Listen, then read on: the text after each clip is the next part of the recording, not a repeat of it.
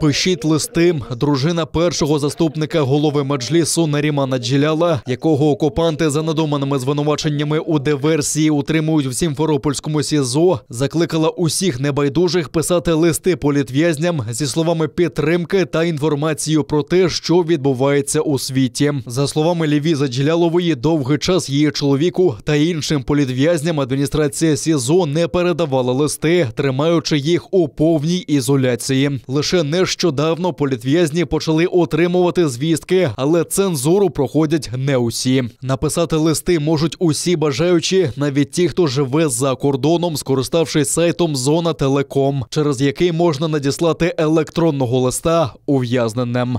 Хотелось бы обратиться не то, что там помощь, сказать по поводу писем людям, чтобы писали эти письма, потому что они очень важны, тем более, что мы узнали, что по Зоне Телеком можно присылать электронные письма с других стран, в том числе с Украины.